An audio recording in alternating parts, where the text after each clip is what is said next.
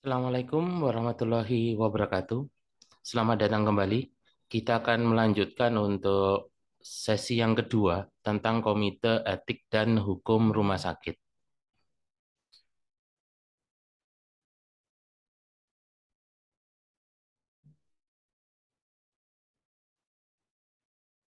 Komite Etik dan Hukum Rumah Sakit itu berdiri pada ketentuan Peraturan Menteri Kesehatan Nomor 42 Tahun 2018.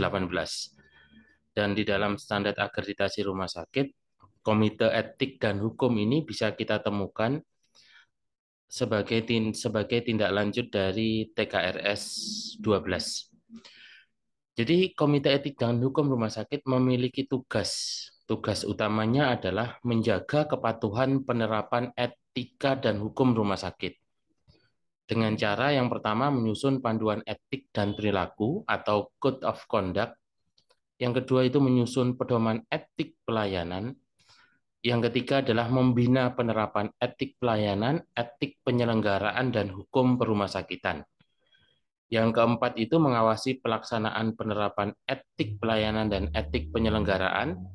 Kemudian yang kelima memberikan analisis dan pertimbangan etik dan hukum pada pembahasan internal saat kita melakukan analisa kasus pengaduan hukum.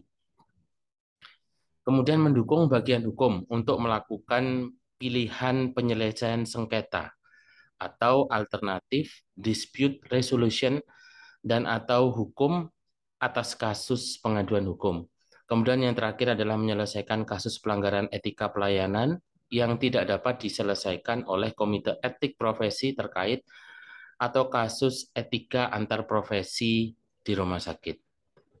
Ada tugas lainnya dari Komite Etik dan Hukum, yaitu memberikan pertimbangan kepada kepala atau direktur rumah sakit tentang kebijakan, peraturan, pedoman, dan standar yang memiliki dampak etik atau dampak hukum. Kemudian yang kedua memberikan pertimbangan ataupun rekomendasi terkait pemberian bantuan hukum dan rehabilitasi bagi SDM rumah sakit sebagai implementasi dari ketentuan peraturan pemerintah nomor 47 tahun 2021 tentang penyelenggaraan perumah sakitan. Nah, fungsi dari Komite Etik dan Hukum yang pertama adalah mengelola data dan informasi terkait etik rumah sakit. Jadi seluruh etika rumah sakit, seluruh eh, aktivitas, seluruh kajian-kajian etik rumah sakit didokumentasikan di dalam Komite Etik dan Hukum Rumah Sakit. Yang kedua, melakukan pengkajian etik dan hukum perumah sakitan, termasuk masalah profesionalisme, interkolaboritas, pendidikan, penelitian, serta nilai-nilai bioetik dan humaniora. Yang ketiga, melakukan sosialisasi dan promosi, pencegahan penyimpangan, monitor dan evaluasi, bimbingan dan konsultasi dalam penerapan panduan etik dan perilaku dan pedoman etik pelayanan.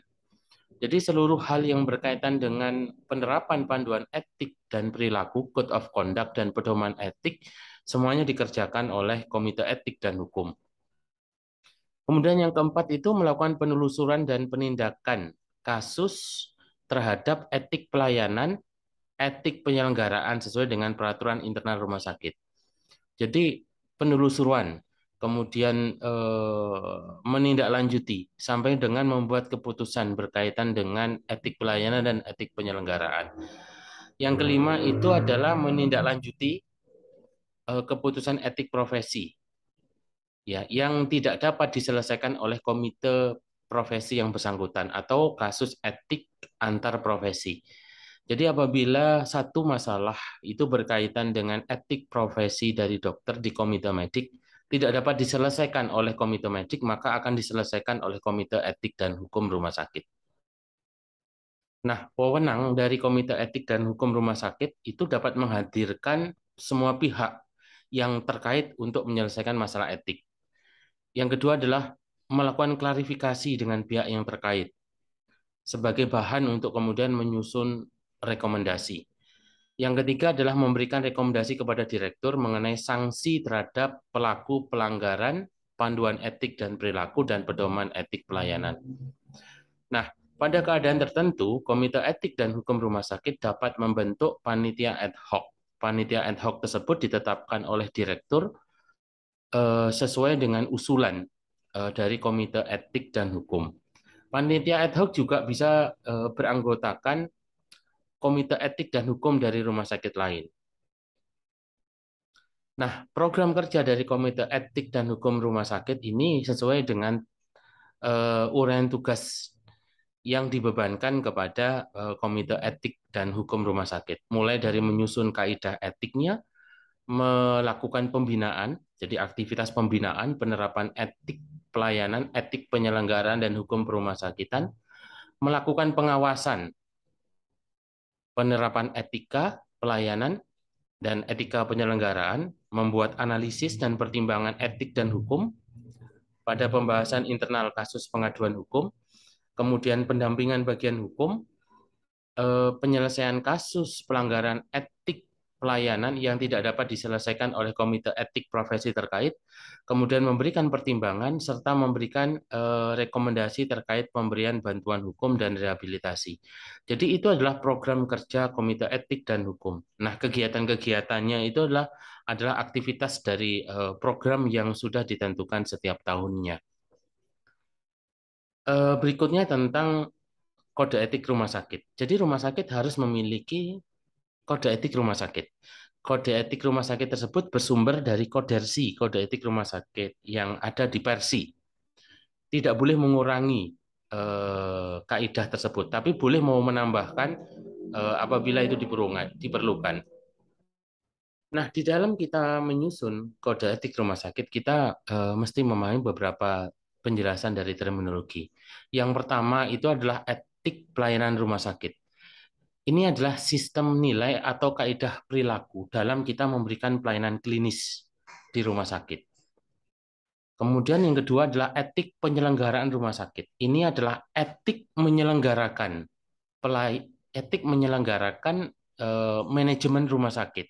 Ini adalah kaidah etik penyelenggaraan. Jadi etik menyelenggarakan di rumah sakit. Kemudian panduan etik dan perilaku, code of conduct dan pedoman etik harus mampu mengatur seluruh sumber daya manusia di rumah sakit untuk bisa bekerja pada kaidah etik secara umum, etik profesi, etik pelayanan, dan etik penyelenggaraan. Sedangkan panduan etik dan perilaku adalah serangkaian petunjuk yang berisikan etik umum, etik profesi, etik pelayanan, dan etik penyelenggaraan. Itu adalah kaidah dasar ketika kita membentuk atau membuat kode etik rumah sakit. Berikutnya adalah tentang kerangka kerja pelaporan dan pengelolaan etik, serta pedoman pengelolaan kode etik rumah sakit. Jadi ini kita baca sebagai pedoman pengelolaan kode etik rumah sakit. Di dalam pedoman itu ada lampiran, yaitu lampiran kerangka kerja pelaporan etik dan hukum dan lampiran kerangka kerja pengelolaan etik dan hukum. Nah, isi pedoman itu meliputi pelayanan yang diberikan itu harus jujur, jadi surveyor akan mencari itu. Yang kedua adalah perlindungan rahasia informasi pasien. Yang ketiga adalah mengurangi kesenjangan atas akses. Kemudian yang keempat adalah kebijakan tentang bagaimana proses pendaftaran pasien, transfer, dan pemulangan pasien. Kemudian yang kelima tentang transparansi dalam melaporkan pengukuran hasil kinerja klinis dan kinerja non-klinis. Yang keenam ada keterbukaan pemilik. Yang ketujuh adalah mekanisme bahwasanya praktisi kesehatan dan staf lainnya dapat melaporkan kesalahan klinis atau clinical error atau mengajukan kekhawatiran etik tanpa harus takut dihukum. Jadi mengajukan kekhawatiran etik tanpa harus takut dihukum. Jadi termasuk adalah melaporkan perilaku staf yang merugikan terkait dengan masalah klinis ataupun operasional. Yang kedelapan itu adalah mendukung keterbukaan dalam sistem pelaporan, kemudian memberikan solusi yang efektif dan tepat waktu untuk masalah etik yang terjadi. Yang ke-10 adalah memastikan praktek non-diskriminasi dalam pelayanan pasien. Yang ke-11 itu tagihan biaya pelayanan harus akurat. Kemudian yang ke-12 adalah pengelolaan kasus etik pada konflik etik antar profesi di rumah sakit, serta penetapan code of conduct bagi staf sebagai pedoman perilaku yang sesuai dengan standar etik rumah sakit. Nah, Tentang kerangka kerja pelaporan etik dan hukum.